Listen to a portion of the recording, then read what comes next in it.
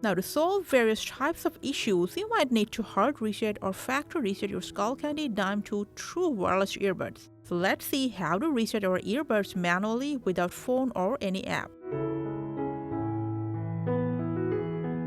Now, it's recommended first forget or unpair Dime 2 if it's paired to any other device right now. Also recommended by Skullcandy that you turn off your Bluetooth before the reset process. To reset Dime 2, make sure both the buds are inside the case. Open the lid and make sure both of them are showing red light. That means they are powered on. Now to reset it, take off both the buds. What you have to do is, on either left or right bud, press and release, again press and release, and then press and hold it for 2 seconds. The reset is now complete.